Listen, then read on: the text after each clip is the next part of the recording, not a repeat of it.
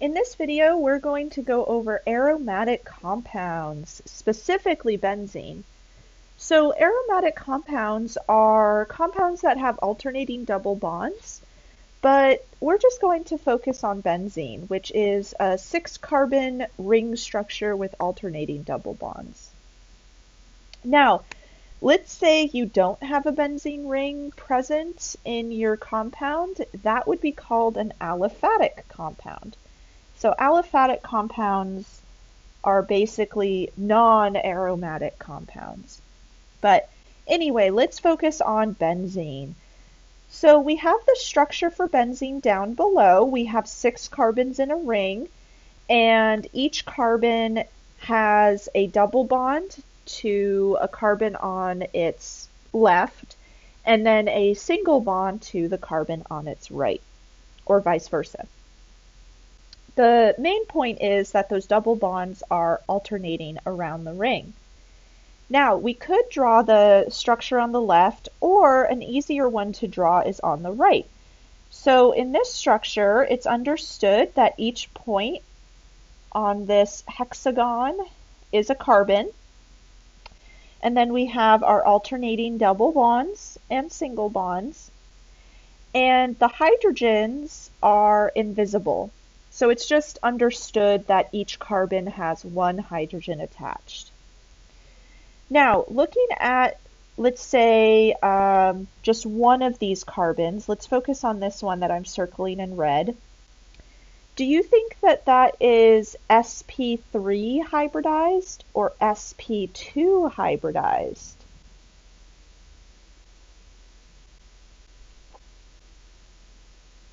So it does have a double bond. So it should be sp2 hybridized. So remember, that means that it has a p orbital that's unhybridized, that's kind of going above and below the plane. And that is what's contributing to the double bond, the pi bond. Now each carbon has one of these unhybridized p orbitals. So let's look at a picture of that. So on the left-hand side, we have our benzene ring, and each carbon's p orbital is shown. Now, the way that we drew our benzene ring before, we have one unpaired electron in each p orbital, and the way we drew it was that there was a double bond between pairs of p orbitals around the ring. However, in actuality, those electrons can delocalize all the way around the ring. So they're not local or static to one spot. They can actually move all the way around. So those pi bonds actually go all the way around the ring, and we get this kind of donut-shaped cloud above and below the plane of the ring. So the reason I'm telling you about all of this is to show that there's a different way that we could draw a benzene ring. Now, the one that we showed earlier again has alternating double bonds and single bonds, and this is called a Kekulé structure in honor of a German chemist who suggested that you could draw a benzene ring this way. Now, notice that, for instance, if we number the carbons around the ring, the double bonds are between carbons 1 and 2, 3 and 4, and 5 and 6. But you could also draw it where the double bonds are between carbons 2 and 3, 4 and 5, and 1 and 6. The main idea is just that they're alternating. However, as we saw on the last slide, those electrons in those double bonds are actually delocalized all the way around the ring. So instead of drawing alternating double bonds, you could draw your hexagon and then just draw a circle in the middle. And that will tell someone that you have a benzene ring. Okay. Now remember, each carbon on this ring does have a hydrogen attached, and we could replace that hydrogen with another group.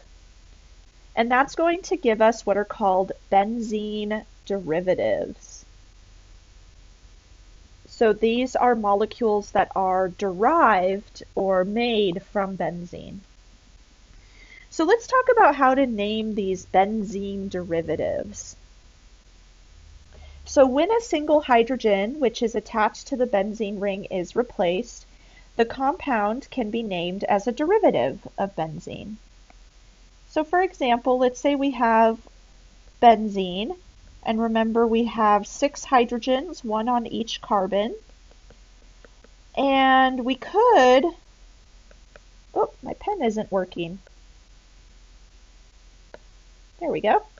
We could replace one of these hydrogens with another group. So if we replace a hydrogen with ethyl, then it becomes ethylbenzene.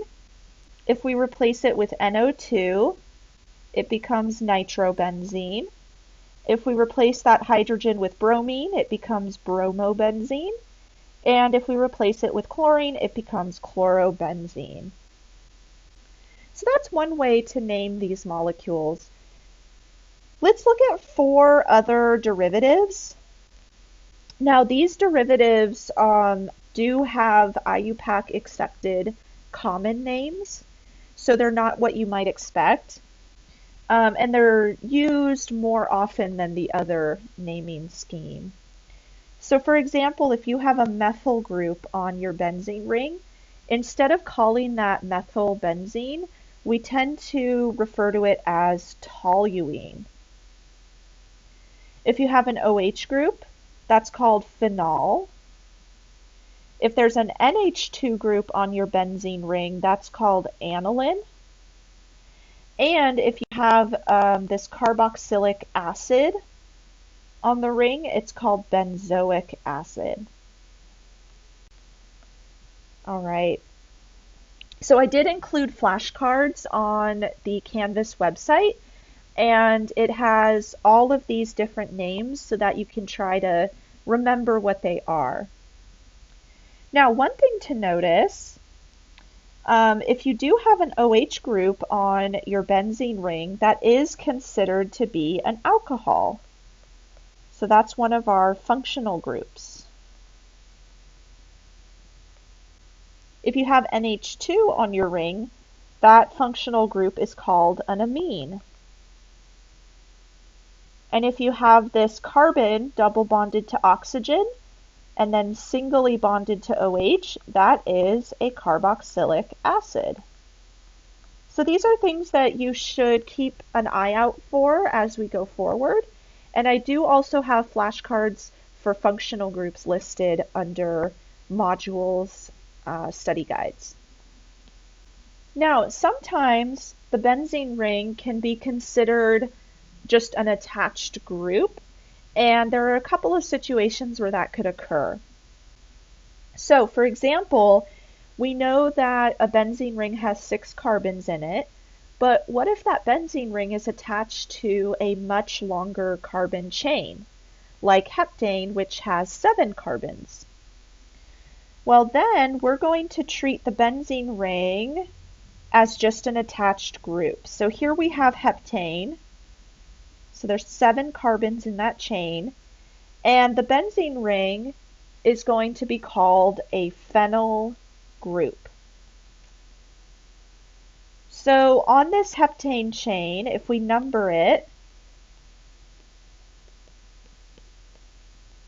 the phenyl group or benzene ring is on carbon 4.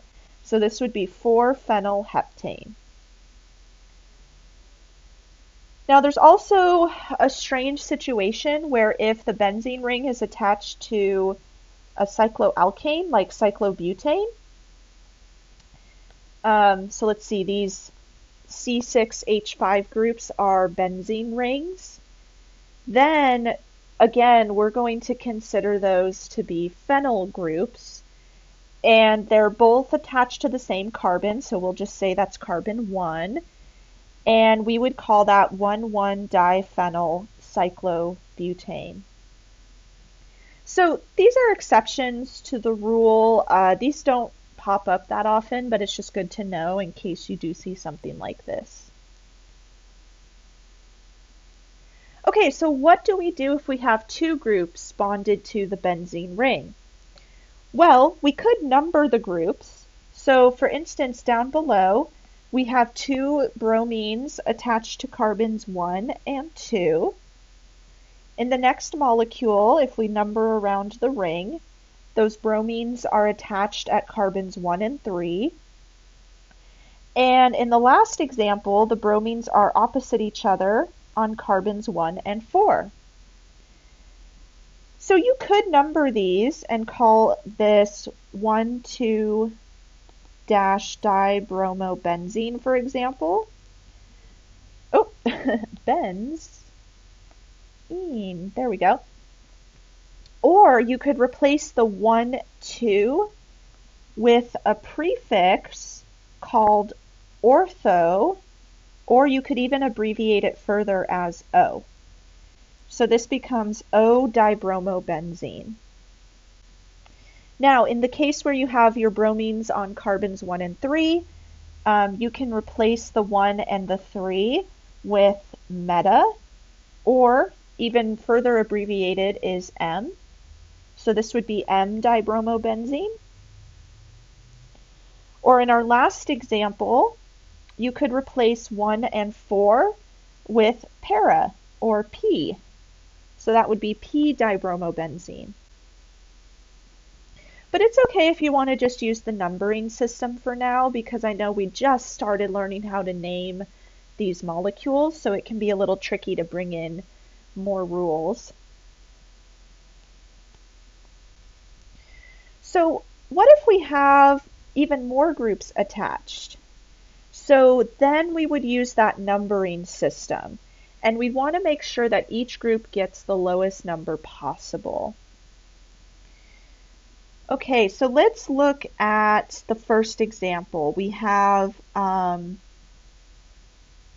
let's see, a bromine and a chlorine attached to our benzene ring, and let's see, they're on carbons 1 and 3. Now, when we're numbering, we want to go alphabetically. So if we have bromo and chloro as our two groups that are attached, the bromine group goes first because it comes first alphabetically. So then the name would be 1-bromo, 3-chloro benzene. Or even simpler than that, we know that if you have two groups at the 1 and 3 positions, you can just use the word meta or M. So this would be M-bromochlorobenzene as well. So either name works for that one. Okay, let's look at the example in the middle. So this benzene ring has 3 chlorines attached.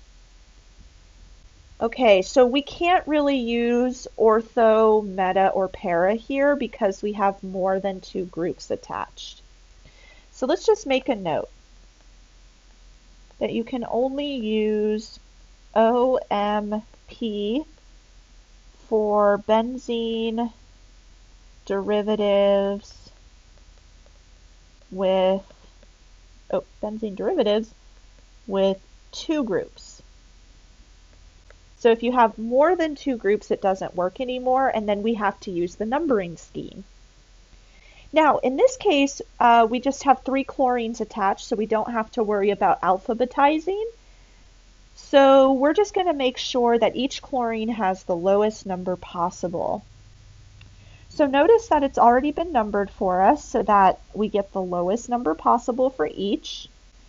So this would become 1,2,4 trichlorobenzene.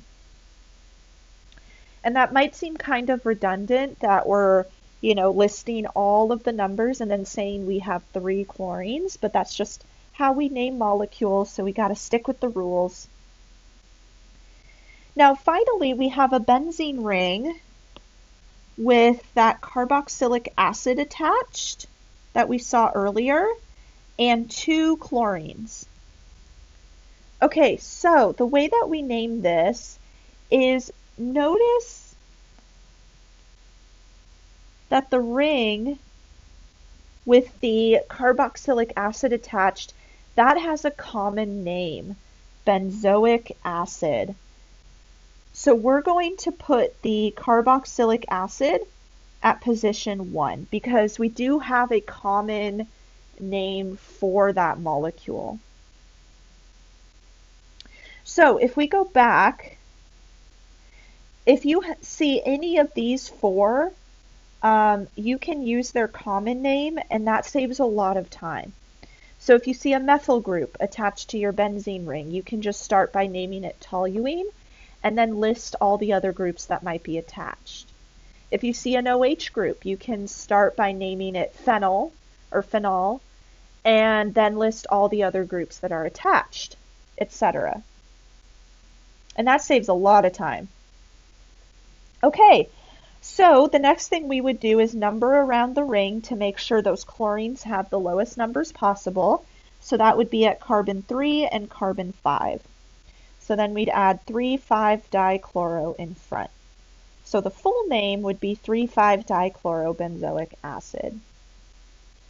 All right, so I know I'm throwing a lot at you, but in the worksheet that I'm going to post for this week, you can see some example problems and kind of work through them.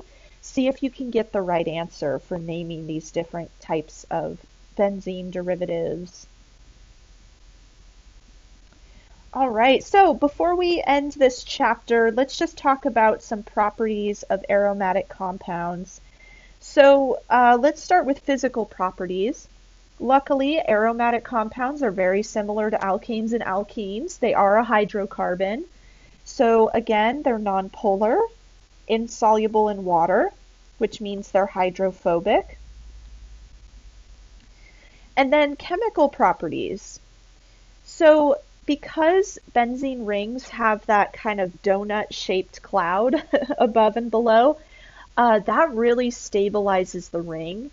And it's really hard to break one of those double bonds because they're not localized.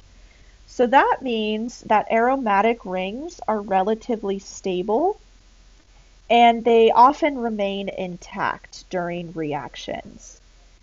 So that means that benzene doesn't really react like an alkane, or excuse me, an alkene or an alkyne. However, benzene can undergo what are called substitution reactions. And remember, we saw that we can replace a hydrogen with another group. But don't worry about those actual reactions right now. Just focus on memorizing the names of them. So there are some important aromatic compounds. Benzene is actually a good solvent in chemical reactions. It's a good nonpolar solvent. So is toluene. Toluene's a really good solvent. Phenol is actually used in the manufacturing of formica, if you've ever had like a formica table or countertop. Aniline is used in the manufacturing of drugs and dyes.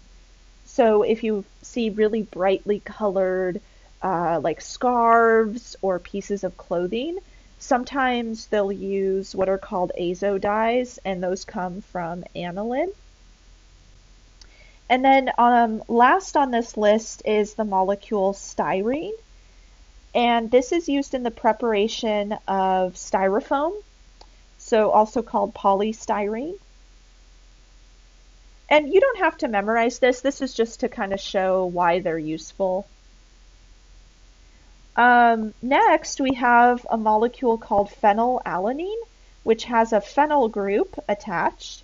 And this is an essential amino acid. In fact, you might have seen this listed on ingredients for certain foods, or in the nutrients listed. And then the last one here is riboflavin, which is vitamin B2. So you can see the aromatic ring there. So a number of aromatic compounds are present in our bodies, and they have to be present in order for proper nutrition.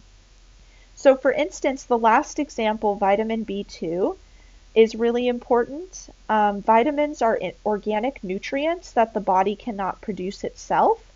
So typically you have to find them in different types of foods. Now, unfortunately, there are also less useful aromatic compounds. In fact, some aromatic compounds can be quite toxic or carcinogenic, so they can cause cancer. And a few examples are given down below. Naphthalene, you can see, has 2 benzene rings attached to each other. The other examples are benzopyrene and dibenzanthracene. These are also carcinogenic, and you can find these in things like cigarettes, so in like tobacco, for instance, and they can be quite harmful. So you do want to keep an eye out for those sorts of things, but luckily the majority tend to be pretty useful. All right, so that is the end of chapter 12. And if you do have any questions about the material in this chapter, please feel free to message me on Canvas or email me.